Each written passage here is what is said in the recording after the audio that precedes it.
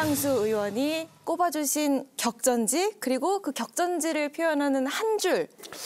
저는 그 정치 1번지 종로를 꼽아봤습니다. 한 줄 카피는요? 영동에서 뺨 맞고 종로로 도망가.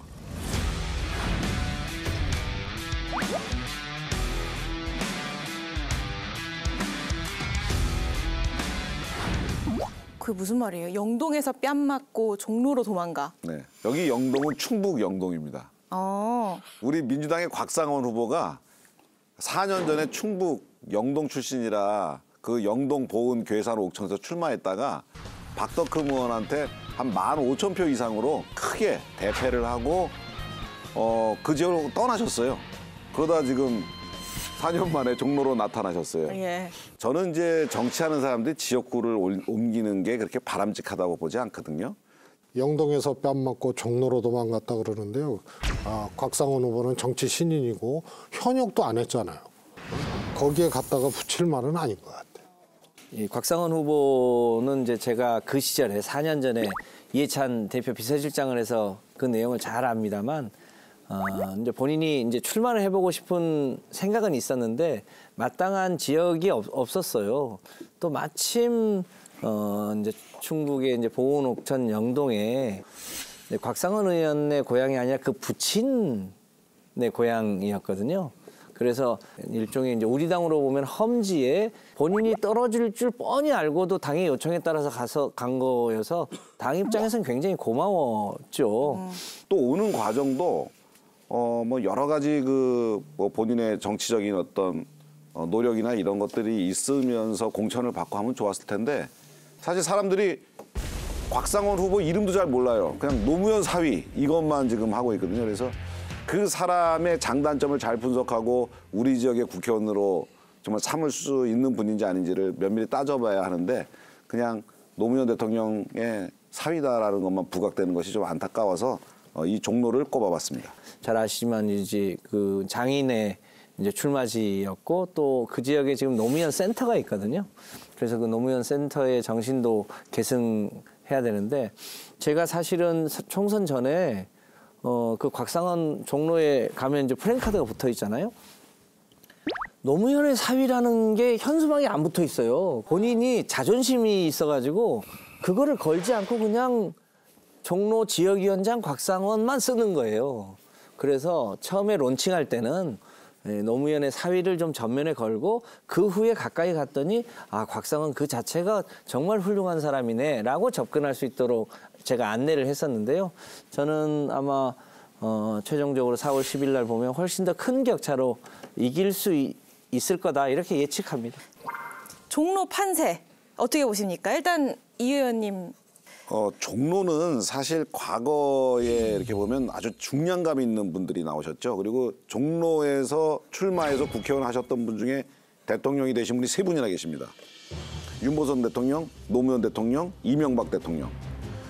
그리고 또 거기는 이제 계층별로 골고루 분포되어 있고 그다음에 청와대가 거기에 있고 뭐 그래서 종로에서 누가 이기느냐 이것이 사실은 선거의 바로미터도 되고 또 어떤 상징성도 있는 것이었거든요.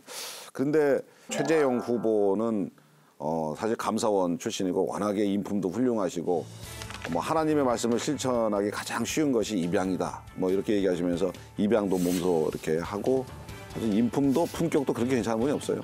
그리고 이제 곽상원 씨는 개인적인 것은 뭐 이렇게 알려지지 않았습니다. 그냥 노무현의 사위다. 그래서 후광이 있기 때문에 치열한 접전이 예상되는데 여기에 지금 변수가 금태섭 개혁신당 후보예요. 변수가 될 수 있습니까? 금태섭 의원이 사실은 민주당 내에서 굉장히 중도 소구력이 있는 분이거든요. 사실 정통 민주당에 있었으면 아마 주류가 되셨을 분인데 제가 보기에는 이 금태섭 그 후보가 어느 정도 선전하느냐에 따라서 곽상원 후보가 상당히 좀 어려워질 수도 있는 그런 상황이 되리라고 저는 봅니다. 개혁신당 후보지만 이 금태섭 후보는 민주당의 표를 가져갈 것이다. 그렇죠. 라는 전망. 전혀 변수가 되지 않을 거라고 봅니다. 이미 뭐 민주당적을 가진 지역이 한때 있긴 했습니다만 그 이후로 여러 가지 활동 과정에서 민주당스럽지 않은 일들이 워낙 많이 있었기 때문에 민주당원들이 표심이 움직일 거라고 생각하지는 않습니다. 예, 두 분은 판세 어떻게 전망하세요, 대표님? 이재명 대표의 정치적 어떤 이미지를 강화하는 측면에서 종로 1번지에 이런 각상한 노무현 전 대통령의 사의를 이렇게 공천한 부분은 민주당 입장에서는 상당히 전략적인 판단을 저는 잘했다고 봅니다. 그렇지만은 이 각상은 후보가 우리 국민의힘 최재형 후보를 이렇게 꺾고 당선될 거라는 그런 큰 기대는 하지 않고 그냥 아주 전략적인 판단으로 공천하지 않았나. 그런데 아마 각선 후보 입장에서도 그렇게 쉽게 공략하지 못할 겁니다. 수석님, 판세 어떻게 전망하십니까?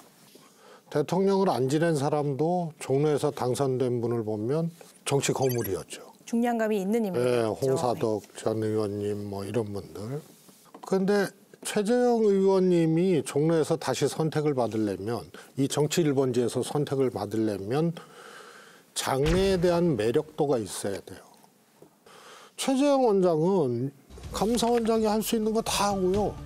스스로 임기 중단하고 스스로 대권 도전하겠다고 직행해가지고 아주 안 좋은 선례를 남긴 거예요. 각상원 후보가 뜻밖의 지금 앞서고 있잖아요. 예. 이거는 각상원 의원의 개인적인 평가도 있지만 첫 번째가 이 정권 안 되겠다.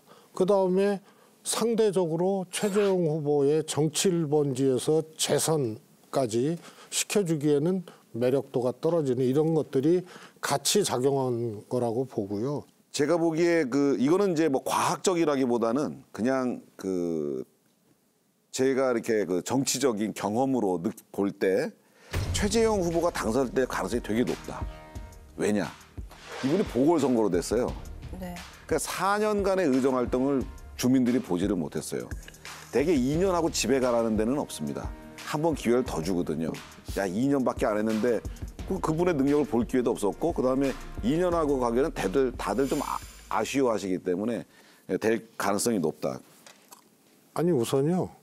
제가 보궐선거로 출마해서 송파에서 당선돼서 2년하고 그다음에 떨어진 사람입니다.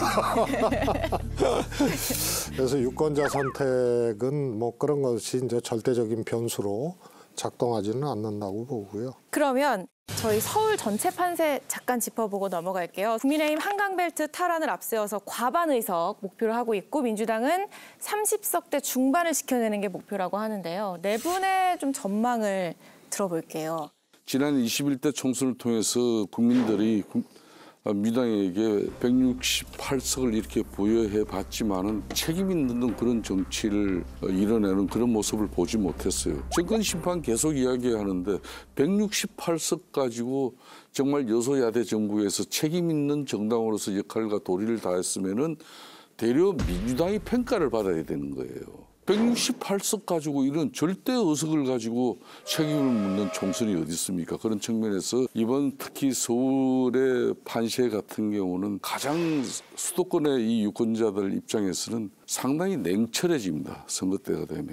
그래서 합리적이고 상식적이고 균형적인 어떤 그런 앞으로의 정치 지행을 위해서 일정 부분 의석을 저는 양분해 주리라고 보고 있습니다. 양분, 예, 반반. 이번 같은 경우는 민주당에게 희망은 자신들은 몰빵을 해주기를 바라겠지만 절대 그렇게 가지 않습니다. 그래서 균형을 잡아주리라고 보고 있습니다. 경기도나 이런 데보다 서울이 국민의힘 입장에서는 상대적 지지율이 높은 곳이에요. 그러면 서울에서 20석 가까이 더 갖고 와야 된다는 건데 지금보다. 그러면은 한강벨트에서 이겨야 됩니다. 국민의힘에서. 그런데 현재로서는 제가 보기에는 국민의힘이 그렇게 갖고 가기는 어렵다. 그래서 국민의힘 과반은 제가 보기엔 사실상 현재로서는 불가능하다고 보고요. 공천 과정에서 공천 취소하고 막 이랬던 사례들 있잖아요. 이거 과거 발언이 소환된 거라면 지난주에. 이번 주부터 총선 때까지는 현재 발언, 현장 발언, 그다음에 메시지 이런 것들이 상당히 변수로 작용을 또 할 겁니다. 역시 이제 입 문제죠. 말의 문제, 입의 문제. 그래서 여전히 변수는 남아 있지만 현재 시점에서 국민의힘이 과반하기는 어렵다. 대충 몇 석 정도 그럼 지금 상태라면 몇 석 정도 전망하세요? 그걸 뭐 귀신이 알겠습니까? 누가 알겠습니까? 과반이 어렵다 하면은 수치로는 그렇고요. 제가 보기에는 민주당하고 국민의힘하고 어느 쪽도 과반하기 어려운 상황, 이런 상황이 현재로서는 좀 결과로 나타나지 않겠느냐. 예, 의원님 제가 여기에 유일하게 서울 국회의원입니다. 그러네.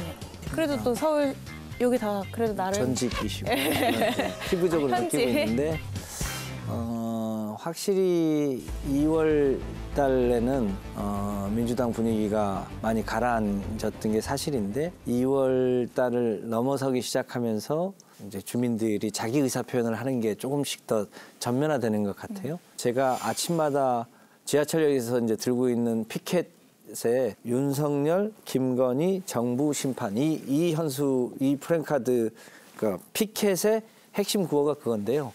그것에 반응하는 주민들이 빈도가 훨씬 올라갔어요. 그래서 전망은 어떻게 네, 하십니까? 그렇게 보면 한강벨트의 상당 부분을 수성할 수 있을 것 같다고 느껴집니다.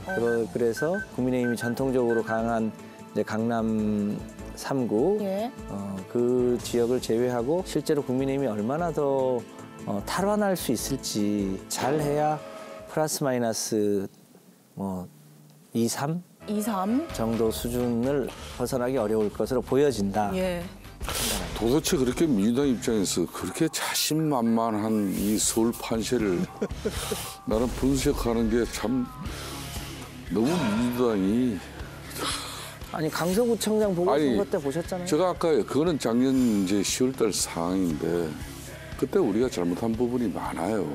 민주당은 뭐 지역에서 뭐 한 140에다 비례 13석 해가지고 153석의 구체적인 수치를 내지만은 우리는 그저 가만에 지금 현재 가기 위한 끊임없는 그런 자성과 또 노력 그리고 겸손함 그리고 국정 운영의 무한 책임과 앞으로 안정을 위해서 집권당이 면모를 갖추는 그런 정도인데 민주당 입장에서는 서울을 너무 자신들의 텃밭으로 그냥 너무 기정사실화하는 게 저는 이해가 되질 않아요. 마음이 많이 상하셨네요. 아니 의원님 답변 들어야 되는데 희망 의석조차 말할 수 없다고 하시면 의원님 답변 들을 수가 없잖아요. 제 의견을 좀 말씀드리면 총선은 이런 분위기나 바람도 있지만 그 해당 지역구의 인물도 대결이 있습니다.